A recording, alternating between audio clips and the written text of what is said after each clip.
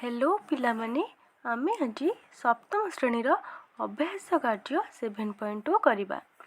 प्रथम प्रश्न रही पार्श्वस्थ चित्र रे देखुथुबा बहिस्थ कोण गुड़िकर नाम कौन। आमको यही त्रिभुजटी देइछि एही त्रिभुज रे आमको बहिस्थ कोण चिन्हित करिवार अछि। प्रथमे तुम मानक मु कहि रखुछि गोटिए त्रिभुज रे साधारणतः 6टी बहिस्थ कोण रही परिबो, किंतु एही त्रिभुज रे 3टी बहिस्थ कोण रही। प्रथम बहिस्थ कोण होछि ए बी जेड कोण, ए बी जेड कोण, एक्स ए सी वाई ए सी कोण एवं ए बी जेड कोण। बुझिल पिला माने कौन कौन कोण रही? ए बी जेड कोण, वाई ए सी कोण एवं एक्स ए बी कोण। द्वितीय प्रश्न रही गोटिए त्रिभुजर मोट केते गोटी बहिस्थ कोण अंकन संभव। मु तुम मन को ऑलरेडी प्रथम कही सारी कि गोटिए त्रिभुज रे 6टी बहिस्थ कोण संभव। तृतीय प्रश्नर उत्तर करने पूर्वर एटा को लिखि रख। एक त्रिभुजर गोटिए बहिस्थ कोणर परिमाण यार अंतस्थ दूरवर्ती कोणद्वयर परिमाणर समष्टि सहित समान। प्रथम क्वेश्चन करिबा एही त्रिभुज रे दुईटी अंतस्थ कोणर परिमाण देइछि, आमको बहिस्थ कोणर परिमाण बाहर करिवार अछि।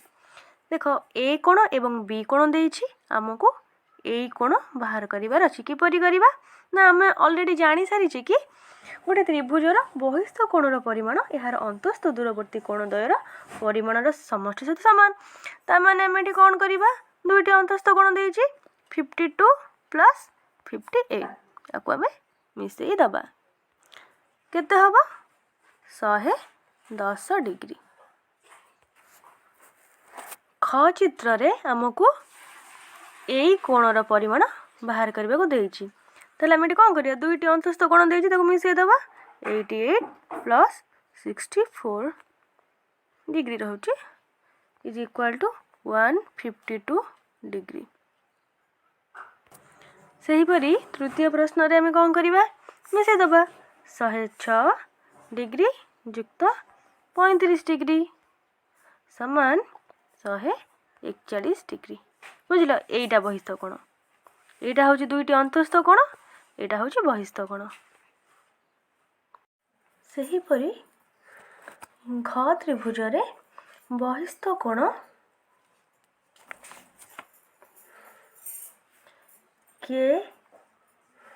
एल के ए समान एच कोण युक्त एल कोण समान 92 degree plus 46 degree is equal to 138 degree.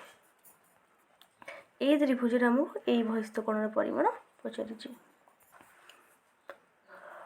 सेहीपरि ओ त्रिभुज रे ओ नंबर रही एम एल टी बहिस्थ कोण समान एम कोण युक्त एन कोण समान 40 डिग्री युक्त 36 डिग्री समान 76 डिग्री। यही बहिस्थ कोण पचारि। एही त्रिभुज रे हमको यही बहिस्थ कोण पचारि। ताहले बहिस्थ कोण भी एक्स जेड कोण समान वाई कोण युक्त जेड कोण समान 64 डिग्री युक्त 36 डिग्री समान 100 डिग्री।